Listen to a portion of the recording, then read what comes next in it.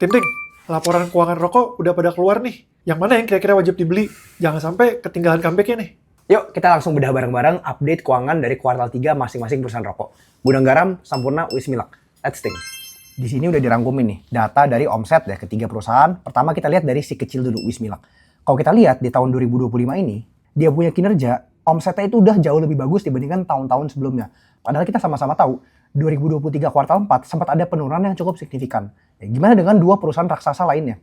Kalau kita lihat, yang lainnya itu masih struggling. Sampurna itu lagi coba mati-matian, bahkan hanya untuk mempertahankan omsetnya aja. Sedangkan Gudang Garam masih cenderung terus turun.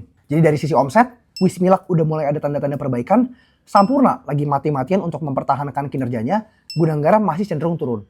Tapi percuma kalau omsetnya naik, labanya turun. Yuk kita lihat net profitnya.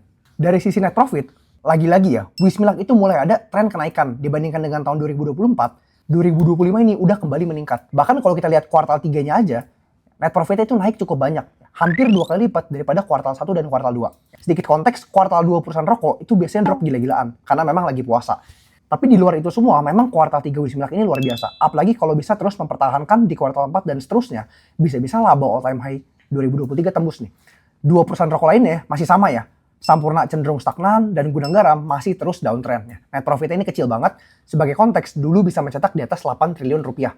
Jadi kalau kita lihat dari sisi omset dan net profit, sementara Wismilak yang paling diunggulin. Nah, permasalahannya, profit ataupun omset ini bisa datang kan dari dua variabel, volume maupun harga jual. Percuma kalau misalnya kinerjanya membaik, tapi volume terus menurun. Jangan-jangan ke depannya makin bahaya. Kita langsung aja estimasi kasar berapa sih volume dari masing-masing perusahaan per kuartalnya. Untuk mengetahui volumenya, semuanya bisa kita cek di public expose. Tinggal ketik aja kata kunci expose. Mau Wismilak, Gudang Garam, Sampurna, semuanya state volumenya. Permasalahannya, periodenya itu beda-beda. Kayak Sampurna, mereka kasih kuartal 3 2025. Sedangkan Wismilak, mereka kasih di kuartal 1 2025.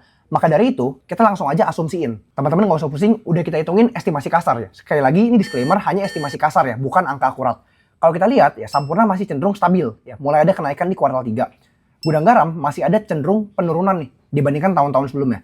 Sedangkan Wismilak, baik SKM, filter, dan juga SKT dia memang mulai ada kenaikan dari sisi volume. Jadi dari ketiga perusahaan rokok, Gudang Garam, Wismilak, dan Sampurna, bisa kita simpulkan yang paling membaik adalah Wismilak. Untuk Gudang Garam dan Sampurna masih cukup tertekan, terutama Gudang Garam, karena komposisi rokok SKM dia itu paling besar. Ya, sebagai konteks, SKM itu merupakan rokok yang biaya cukainya paling besar. So kalau ditanya, apakah tahun ini menjadi comeback-nya industri rokok? Untuk Wismilak bisa dibilang udah mulai ada perlahan comeback. Tapi untuk Gudang Garam dan Sampurna atau perusahaan rokok tier 1 lainnya, rasanya masih cukup jauh. So, what do you think? Siapa juga yang lagi ngecek emiten rokok? Tulis di kolom komen, jangan lupa like dan follow kita.